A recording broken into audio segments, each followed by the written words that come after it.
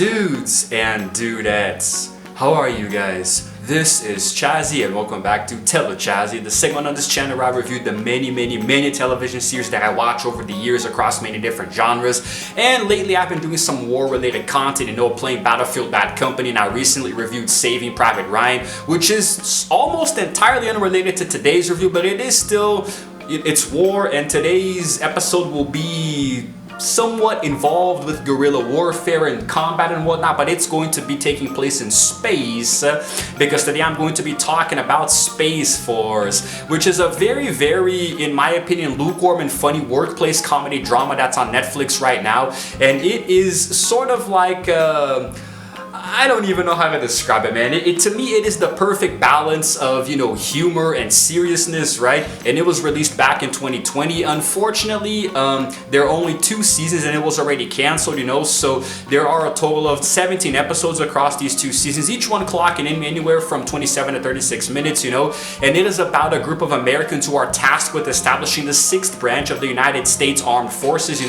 which would be the United States Space Force, right? Colloquially named. And fun fact, Donald Trump actually, while he was president, he actually wanted to rename the real USA Space Force the real armed forces, as an actual, he wanted to call it Space Force in real life, but Netflix actually got to it first, they trademarked it before he did. So just a little fun little fact for it, and a little slap in the face of that stupid red potato that was Trump. But anyway, so it stars, among other really good actors, the awesomely hilarious or hilariously awesome Steve Carell, which is the main reason why I chose to watch it in the first place. I love it so much, man. The balance that he had, because he played a very serious character, a United States Army general, so he was very well respected and looked upon, but it's Steve Carell, even when he's serious, you can't help but laugh, It's easily my favorite part about it. And I'm a big fan of space, NASA, that kind of thing, so throughout the episodes we see them going out into space and doing other, space related activities, exploration and research and stuff. We have also John Malkovich, who played kind of like the Foley, I really enjoyed the characters. I love the atmosphere, the storyline, the episodes, they never really got stale. None of them ever felt too short or too long. They were all the exact perfect length, and I personally think it is a darn shame that we are not going to get at least a 3rd season, because there was definitely potential there, man. And season 2 aired in 2022, and unfortunately, we're never gonna see the characters go on any more wacky adventures, man. I just really liked it so much, and I wish there was at least one more season. Don't have to be 4 or 5, just one more, like Lost in Space. I just really crave that. Now, before I talk a little bit about the episodes, break them down a little bit, give you guys a little bit of the premise, let's take a look at a clip here from Space Force from season 1. Yeah, season 1. The president is creating a new branch in the United States military. Space Force, which Mark will run. I don't. It has always been my dream to start something from the ground up. But space is hard. May I suggest that become the new Space Force motto? The basic overview of the series is that General Mark McNair, who's in charge of the Space Force and played by Steve Carell, he has been given orders directly from the president to get boots on the moon by 2024, so that's what they're setting out to accomplish. Now, just like many other TV shows, or pretty much every TV show that I watch and review on this channel, it's been a while since I've seen it, and since I've seen it, I have seen a lot of other things, so the details kind of got blurred and lost in the echo of my mind. So I have a little bit of a cheat sheet here. I managed to find on the website of Rotten Tomatoes a little short breakdown of each episode across both seasons, so if you can excuse my laziness today, I'm going to be reading directly from here because it's going to be a lot easier and faster, okay? So now, the first season has 10 episodes, right? So we start off with seeing the general, trying to kind of fit into the whole area of Space Force and the administration, trying to, make the troops, trust him and whatnot, even though the tasks get a little harder and harder, They are pressured to launch a satellite despite the warnings from the scientists around them. Then eventually the satellite gets crippled, and also he has to choose between a really well-formulated scientific solution and also a chimpanzee to lead the rescue, so it's kind of funny how that works there. It keeps going on, because then he and his daughter eventually go to Washington. They have to brace themselves for the hearing, at the Capitol, and Erin, his daughter, actually, oh wait, no, Mallory isn't his daughter, sorry. They do go, but Mallory is the scientist, played by John Malkovich, so, and his daughter starts to bond with one of the other soldiers, Captain Ali. Then later on, Naird actually volunteers to go participate in a lunar habitat experiment because one of the participants just left after 2 years. I guess maybe he couldn't take it anymore. So he gets there, starts running around, but gets fatigued, he, bonds with the crew a little bit more, opens up a bit, because he is kind of like a pain in the ass sometimes, even though he is funny. Space Force gets a flashy new look with new uniforms, sponsored by the US military, but nobody is a big fan of them. So yes, then eventually, there's the episode Space Flag where, they are actually armed now. I wish I could be armed with weapons to destroy these motorcycle bastards outside. They get armed with, these weapons that kind of suck, aren't very intimidating, but then they engage in war games with their rivals in Space Force. It's kind of fun. It's a fun episode. Then later we find out that there might be a spy in the Space Force, which, Mark is trying to, what the hell was that? I swallowed something that wasn't even there, which Mark tries to discover, right? And then later, there's an entrepreneur who offers this revolutionary new rocket fuel to Space Force, but then Mallory has his doubts about it, seems a little sketchy, suspicious. They eventually find out that there is something wrong with it. So then, Ali gets a crash course in botany, everybody starts learning new things and bonding a little bit more and trying to solve the problems that are happening on the space station and also down below, because, there's the satellite, then there's the base, there's problems all over the place because space is pretty hard. Then there's the conjugal visit, where Mark goes to visit his wife who's in prison. Long story there, but she is played by Lisa Kudrow from Friends, so it's good to see Phoebe again. Then there's a really funny, in the second to last episode, there's a funny moment where, the crew is very unprepared and Naird has to deal with them, but they eventually get there, they get up to base and go onto the moon.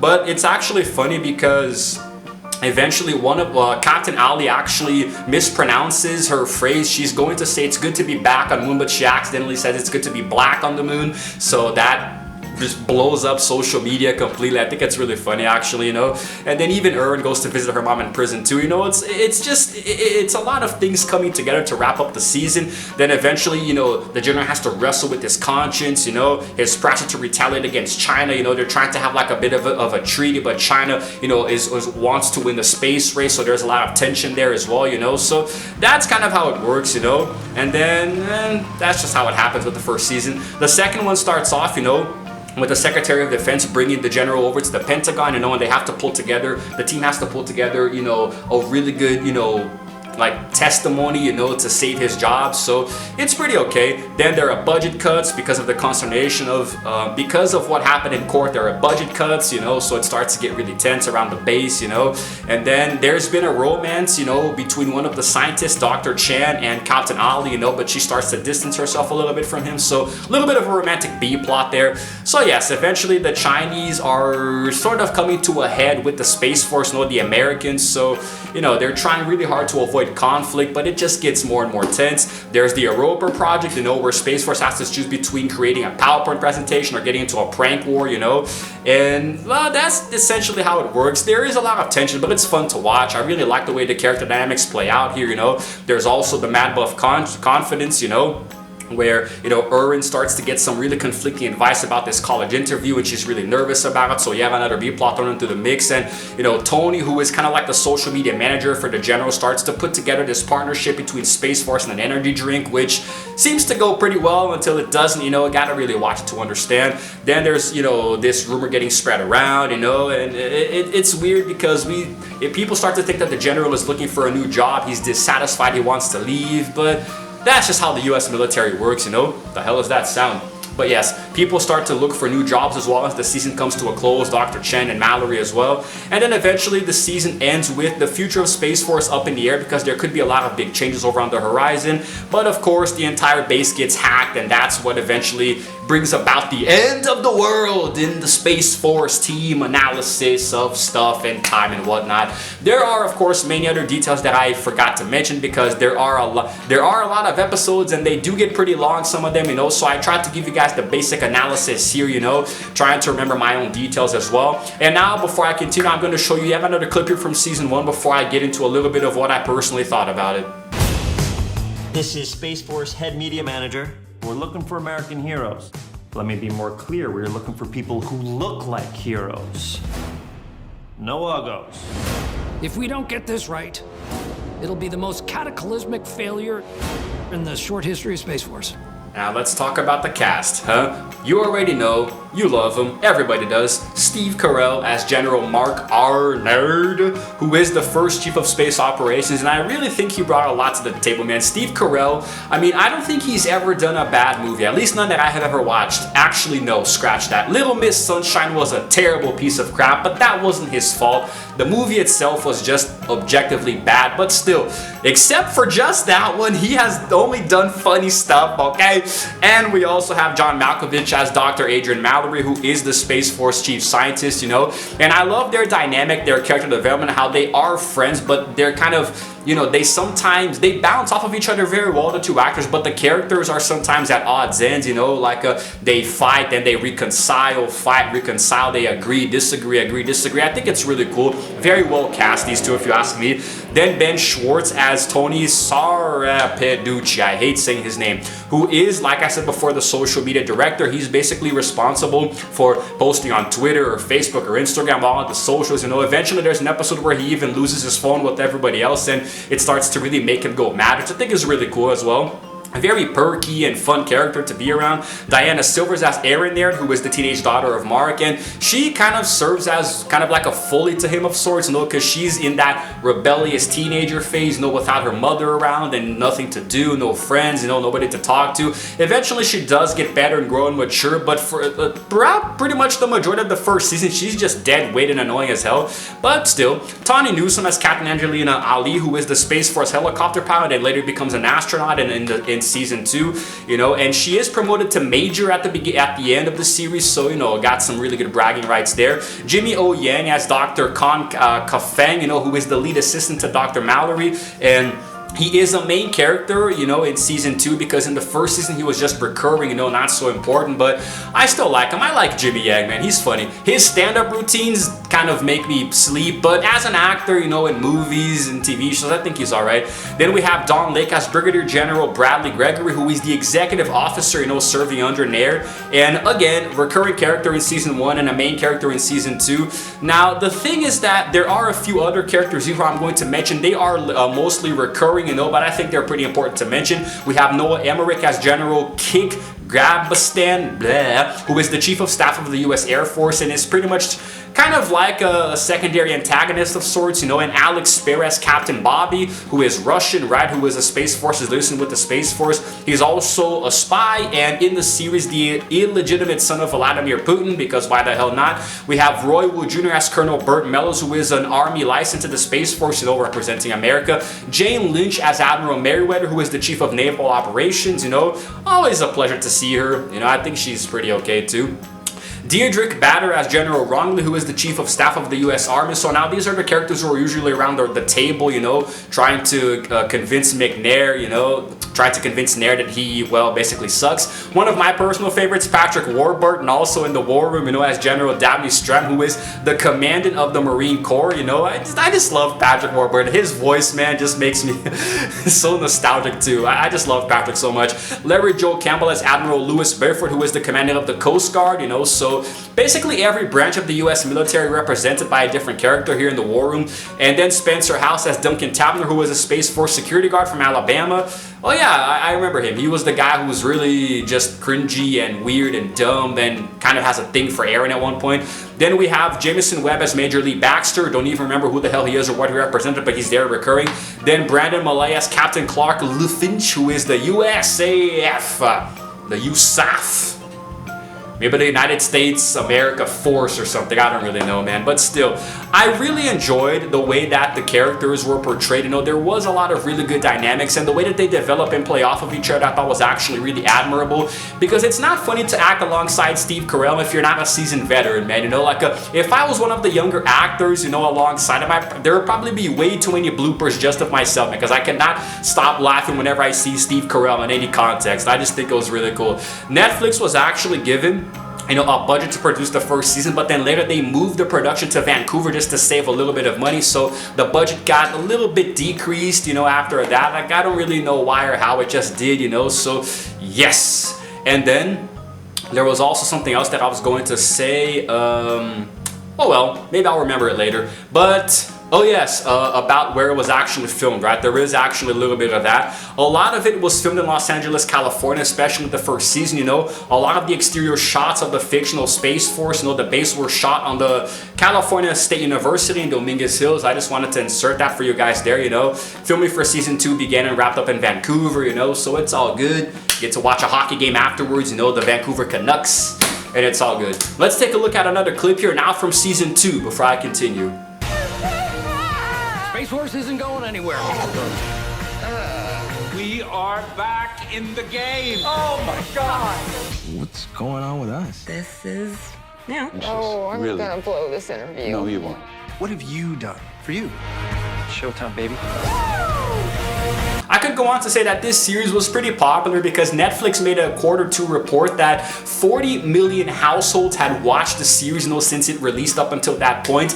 And they also went on to say that 8.3% of all of their subscribers watched it across the first month. So yeah, I think it was pretty damn successful, man, you know, especially when season 2 came around, because aside from featuring on the top 10 releases of that week, it actually went on to garner 12.32 million hours of watch time globally. So hey, I mean, you guys know that I like a good statistic or two, and I really like workplace humor, you know, because situational comedy that happens in one particular place, like an office building, a work environment, you know, and because it involves Steve Carell, you know, it's impossible for you not to remember The Office, right, which is one of the classic office humor, you know, sitcoms. So, and he was one of the executive producers, so that also explains it. I guess I liked it, man. I personally really liked it a lot, you know, and if there was a different actor playing, you know, the general aside from Steve Carell, it would not have been the same, you know. You could get, for example, I don't know, Jason Bateman to do it, you know. I like Jason a lot, you know, or maybe even Bill Hader, you know, one of the more out there comedians nowadays. Who else is funny? Who do we got? Maybe Adam Sandler? No, not Adam Sandler. But you guys know, just take whatever comedian that you like and insert him into the role played by Steve Carell. It would not have been the same. I know, it's just, I can't, man, you know. Steve just has his own way of acting, his own brand of bringing something to the table. The way he got into the character was really cool. I really like the way that the actors brought the characters to life in their own way. Like, each one of them had their own, like, you know, qualities and flaws that just complemented each other so well, you know. Diana Silver's playing Irwin, even though she was a whiny brat for most of the first season, you know, the way that she interpreted her was really cool. I like Diana Silver's, man, you know, like, granted, I've only watched a few movies and she's starting her career now, so it's hard for it's normal for her to interpret the angsty, frustrated teenager, you know. It's normal. I'm pretty, she's like what, 26 now, you know. When she's in her 30s, maybe she'll get bigger roles and start, you know, doing actual serious dramas or a little bit more out there comedies. But like, her work now, especially in Space Force, seemed a little bit hampered, but it's not her fault. I think it was the way that the character was written, but everybody else was really cool. Everybody just you know, I think that it wasn't exactly an ensemble cast, but everybody came together in a way that made it very easy to watch.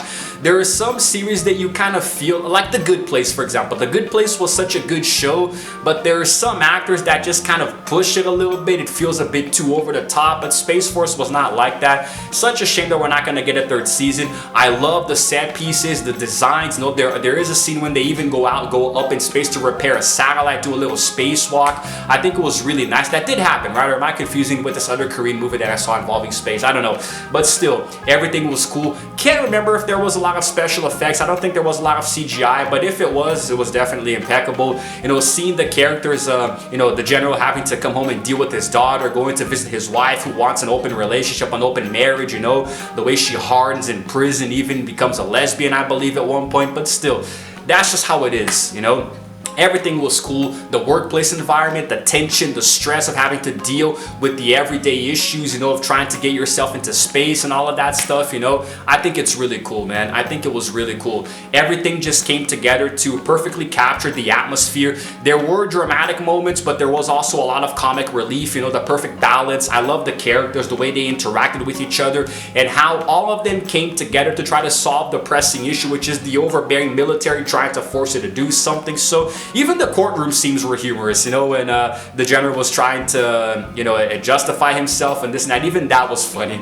Oh, man. Don't know which season I like better. Everything just came together. I watched the entire show over the course of, I think, 2 or 3 days, so I'm sorry about the random cut there. I had to go downstairs to get my food delivery, you know, but it's all good now. So, yes, like I was saying, you know, good atmosphere, you know, space aesthetics, you know, NASA, aeronautics, and this and that, blah, blah, blah, blah. You know, characters, soundtrack, music, themes, everything was okay. Now let's get to the main crust of it, which is the rating, you know. Because the show had only 2 seasons, and I really would have liked to see a little bit more fleshed out details for certain characters, maybe some backgrounds, you know, trying to see how they got there, you know, not backgrounds, backstories per se. I would have liked to see a little bit more space action as well, a few more scenes out there, you know, in the wide open abyss of space and whatnot. It wasn't perfect, but I liked it. If there was maybe just one more season, you know, just one more, maybe my rating would have been a bit higher, or not, maybe the 3rd season would have sucked, but still, given what we have now, I am going to give Space Force an 8 out of 10. That is my final rating. A lot of that does come from Steve Carell, you know, I'm just really, but it's because Steve Carell is one of my favorite actors of all time, dude, you know, so if it was any other actor, I don't think it would have really been the same. Even if it was Jim Carrey, I think Jim Carrey would have been a bit too over the top, you know. Steve Carell has a more of this, I don't know, he has a different tone to his acting, you know, where he doesn't need to go over the top, you know. Jim Carrey might have been a little bit of overkill, but still. I just mentioned the 2 actors from Bruce Almighty and Evan Almighty in the same sentence. But yeah, guys, I really like Space Force. I'm sorry if this review came out a little bit butchered, you know, compared to the other ones. It's been a while since I watched it. I had to get some info from the cheat sheet here, you know. And if you've noticed that I'm feeling a little bit unenthusiastic, I'm just so sad lately, you know. I've been going through this personal issue in my life outside of YouTube that is really hard to overcome, you know. Maybe I'll address it in another video, maybe I won't because it's just too damn painful, but still, I hope you guys enjoyed this review anyway. Let me know in the comments below what you thought about it, if you've seen it, and if you haven't, well, spoiler alert, a bit too late for that now, but hey, as the day. So if you guys happen to like this video, please go ahead and give it a like, and also subscribe to my channel because I release videos every single day, and while you're at it, hit the notification bell too so you can know exactly what time I upload, and it's all good. It's all good. This is Chazzy signing out for now, and as always, I will see you guys in the next video. Roll the outro screen, or rather, hold on, roll the final clip of season 2 and then the outro screen. Whatever happens on the moon stays on the moon.